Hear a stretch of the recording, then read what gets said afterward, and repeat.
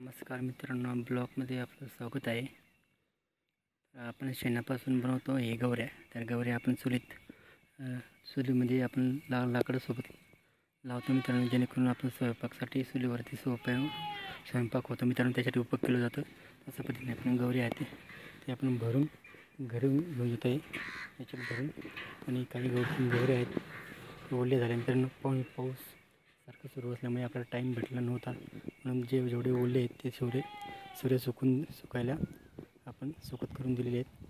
काही इकडे आहेत सुकत करून दिलेले, जे सुकलेले आहेत ते आपण मात्र असं भरून घेऊन जातो आपल्या घरी. आणि घरी एका ठिकाणी आपण गोणीमध्ये भरून ठेवून देतो मित्रांनो, जेणेकरून आपल्याला पावसाळ्यात आपण ओलं वगैरे होऊन येतो तेव्हा आपल्याला ते आपण शेगोटे वगैरे करून ते आपण त्याच्यावर आपण एक मस्तपैकी शेगोटे बनवून आपण तापू शकतो. म्हणून आपण ही गवऱ्या आपण खूप उपयोग येतात आणि आपल्याला स्वयंपाकासाठी पण खूप उपयोग येतो मित्रांनो.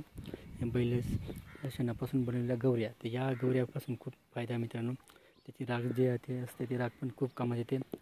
आणि ही जी गवऱ्या आहेत ती आपल्याला चुलीवरचं जेवण बनवण्यासाठी खूप उपयोग ठरतो आणि खूप छान असतात ते गवऱ्या. हे त्याच्यात थोडासा चारा मिक्स करून एक गवऱ्या बनवले जातात मित्रांनो. ते सुकल्यानंतर एका ठिकाणी गोळा करून असं रचले, त्या तिकडे जसं रचून ठेवलेले जसं झाकून ठेवले तसं आपण तालपत्री इथेच आपण झाकून ठेवलेलं होतं मित्रांनो. आणि तेव्हाच आपण काम करत असल्यामुळे आपल्याला व्हिडिओ बनवता नाही आला, म्हणून आपण आता शेवटचं राहिलेलं आहे आपला टोपला, या टोपल्यामध्ये भरून पूर्ण टोपला भरलेला आहे मित्रांनो. बघा तुम्ही, मोठा टोपला आहे. आणि आपला हा डोंगर आहे, बघा तुम्ही, पूर्ण डोंगर आहे आणि त्याचा सारा झालेला आहे. या डोंगरामध्ये कडाला आपल्या गवऱ्या थापलेल्या असतात. इकडं सुकलेले ओले येते सुकायला ठेवले मित्रांनो.